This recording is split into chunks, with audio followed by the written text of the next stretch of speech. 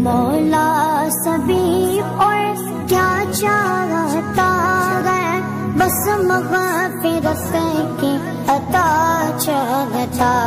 اللہ مولانا العظیم۔ سورہ بقرہ کی پہلی 2 آیتیں آپ حضرات کے سامنے پڑھی ہیں۔ الف لام میم یہ حروف مقطعات میں سے ہے۔ حروف مقطعات یعنی الگ الگ حرف، الف لام میم، ان کو کاٹ کاٹ کر کے الگ الگ پڑھا جاتا ہے۔ نورانی قاعدے کے پہلے صفحے پر 29 حروف ہیں، ان کو حروف ہجا بھی کہتے ہیں۔ تو الگ الگ حرف الف سے لے کر کے یا تک، یہ جو حروف ہیں یہی حروف مقطعات قرآن مجید کے اندر 29 سورتوں کے شروع میں آتے ہیں۔ قرآن مجید کے اندر کل 114 صورتیں ہیں۔ ان 114 صورتوں میں سے 29 صورتیں قرآن پاک کی ایسی ہیں جن کے شروع میں حروف مقطعات آتے ہیں۔ حروف مقطعات بعض صورتوں کے شروع میں صرف ایک حرف ہے، جیسے قاف نون ایک حرف ہے، اور بعض وہ صورتیں ہیں جن کے شروع میں 2 حرف ہیں، جیسے یاسین طٰہٰ صرف 2 حرف ہیں، اور بعض وہ ہیں جن کے شروع میں 3 حرف ہیں، جیسے یہاں ہیں الف لام میم، اور بعض وہ ہیں جن کے شروع میں 4 حرف ہیں، الف لام میم را 4 حرف ہیں، اور بعض وہ ہیں جن کے شروع میں 5 حرف ہیں، ہا میم عین سین قاف، کاف ہا یا عین صاد، یہ 5 حرف ہیں۔ تو 1 سے لے کر کے 5 تک حروف مقطعات 29 صورتوں کے شروع میں مختلف جگہوں پر، اکٹھے نہیں، الگ الگ کر کے اللہ تبارک و تعالی نے استعمال فرمائے ہیں۔ حروف مقطعات کا معنی اور مفہوم اللہ تبارک و تعالی کے بغیر کوئی نہیں جانتا۔ ان کے بارے میں قرآن مجید ہمیں کہہ رہا ہے وَلَا يَعْلَمُ تَعْوِيلَهُ إِلَّا اللَّهُ، اللہ کے بغیر ان کا مطلب اور معنی کوئی نہیں جانتا۔ سیدنا صدیق اکبر رضی اللہ تعالی عنہ فرماتے ہیں لِكُلِّ كِتَابٍ سِرٌّ وَسِرُّ الْقُرْآنِ الْمُقَطَّعَاتِ، ہر کتاب کے اندر کچھ راز کی باتیں ہوتی ہیں، تو قرآن مجید کے اندر جو راز کی باتیں ہیں وہ حروف مقطعات ہیں، جو اللہ تبارک و تعالی اور اللہ کے نبی محمد الرسول اللہ صلی اللہ علیہ وسلم کے درمیان راز ہے، اس کے علاوہ کوئی نہیں جانتا۔ بلکہ اللہ پاک نے قرآن مجید میں امت محمدیہ کو ان کے معنی کی ڈھو لگانے سے منع کیا ہے کہ ان کے معنی کی تتبع تلاش میں پڑو ہی نہ، اس لیے کہ یہ تمہارے ادراک سے، تمہارے فہم سے بلند اور بالا ہے۔ تمہارا کام یہ ہے کہ تم یہ کہو کہ جو میرے اللہ نے اتارا ہے ہم اس پر ایمان رکھتے ہیں، بس باقی ان کا کیا معنی ہے، کیا مفہوم ہے، فرمایا تم اس ڈھو میں نہ پڑو، تمہارا کام یہ ہے کہ تم یہ کہو جو میرے اللہ نے اتارا ہے وہ حق ہے۔ وَالرَّاسِخُونَ فِي الْعِلْمِ يَقُولُونَ آمَنَّا، جو ماہر فی العلم ہیں، بڑے بڑے علماء ہیں، وہ بھی یہی کہتے ہیں کہ بس جو اللہ کے ہاں ان کا معنی مفہوم ہے ہم اس پر ایمان رکھتے ہیں، باقی کیا ہے کیا نہیں ہے ہم اس تتبع تلاش میں نہیں پڑتے، اس لیے کہ ہمارے دماغ کے دائرہ کار سے ہی یہ باہر ہے۔ یہ جو نظریہ میں نے عرض کیا یہ ہمارے متقدمین حضرات جو ہجری کے لحاظ سے سن ہجری چلتا ہے 300 ہجری تک جو علماء اس سے پہلے ہیں ان کو ہم متقدمین حضرات کہتے ہیں۔ تو ان متقدمین حضرات کا نظریہ یہی ہے۔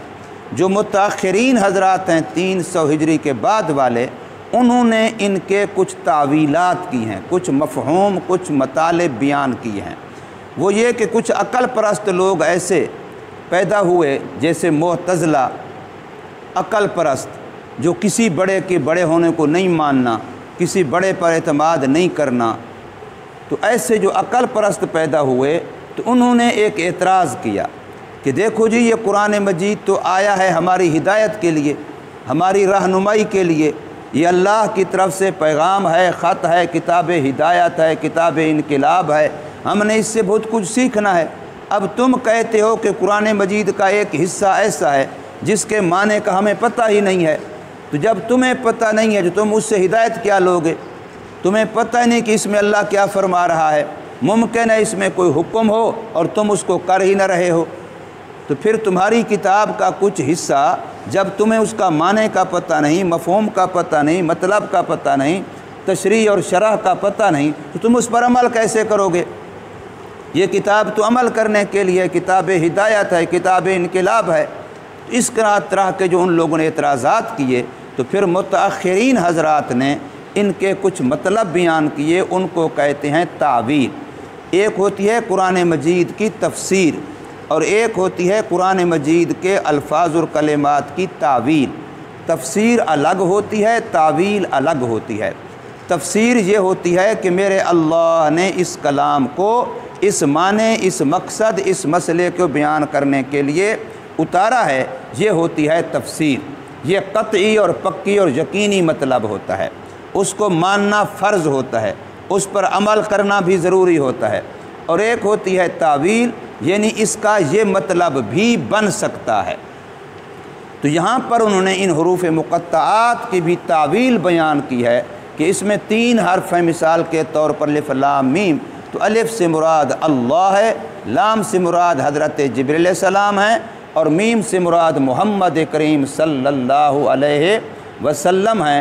गोया कि इन लफ्ज़ों में कुरान मजीद की सनद बयान कर दी है कि अल्लाह तबारक व तआला कुरान मजीद को भेजने वाला है और जिब्रील अलैहिस्सलातु वस्सलाम कुरान मजीद को लाने वाला है और मोहम्मद करीम सल्लल्लाहु अलैहि वसल्लम लेने वाला है, आप पर उतरा है, आपके कल्ब अतहर पर। तो कुरान मजीद की सनद बयान हो गई कि कुरान को भेजने वाला अलिफ अल्लाह है और कुरान को ले आने वाला लाम जिब्रील अलैहिस्सलातु वस्सलाम है और कुरान जिस पर उतरा है वो मोहम्मद करीम सल्लल्लाहु अलैहि वसल्लम हैं।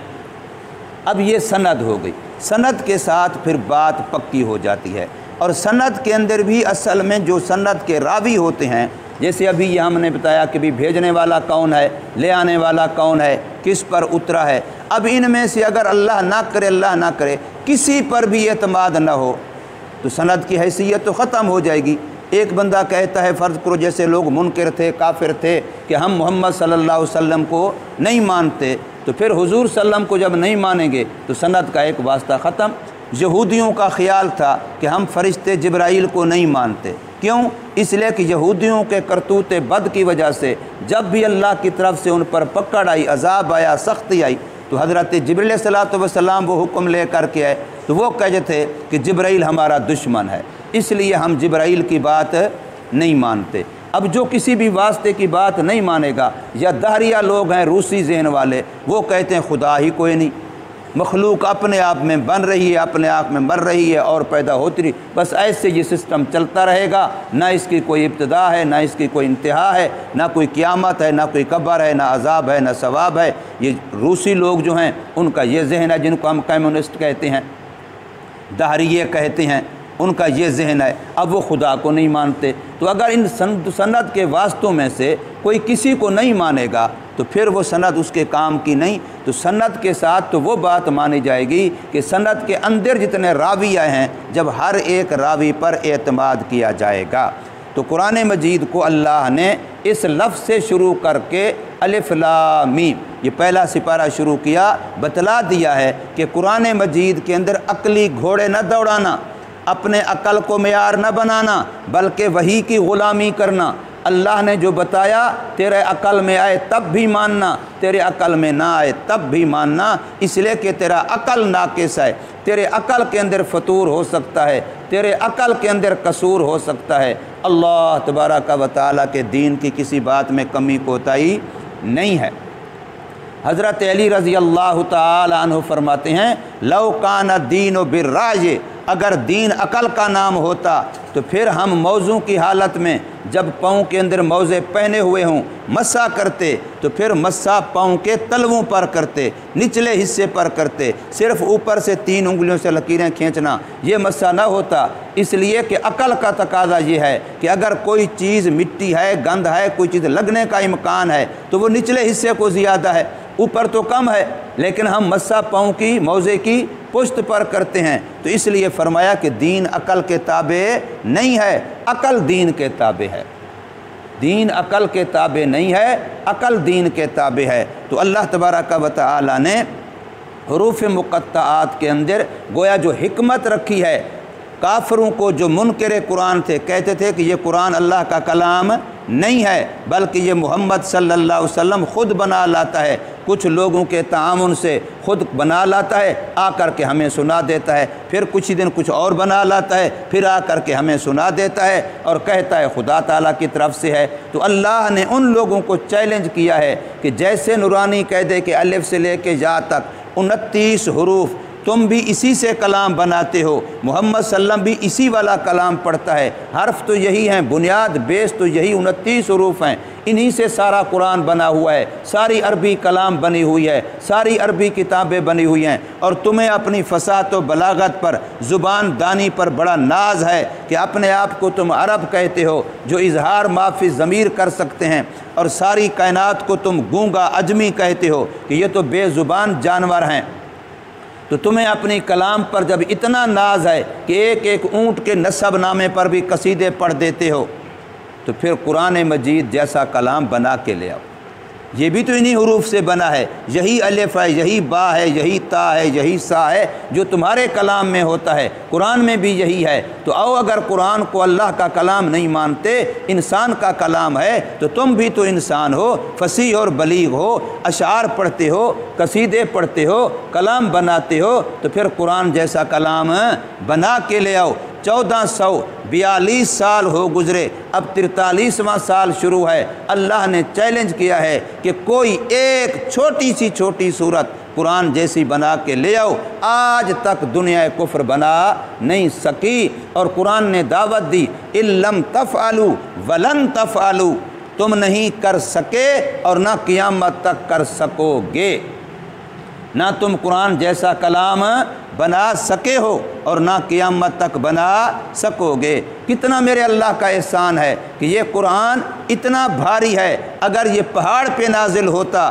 تو پہاڑ اس کو برداشت نہ کر سکتا۔ لو انزلنا ھذا القرآن علی جبل لرأیتہ خاشعا متصدعا، پہاڑ ریزہ ریزہ ہو جاتا۔ اور اللہ فرماتے ہیں یہ قرآن مجید ہم نے پہاڑوں پر پیش کیا، انہوں نے قبول نہ کیا، برداشت نہ کر سکے، آسمانوں پر پیش کیا، وہ برداشت نہ کر سکے۔ انسان کے دل میں اللہ نے یہ صلاحیت رکھ دی کہ انسان ان پڑھ ہے، اپنا نام تک نہیں لکھ سکتا، لیکن قرآن مجید کے 30 پاروں کا حافظ ہوتا ہے۔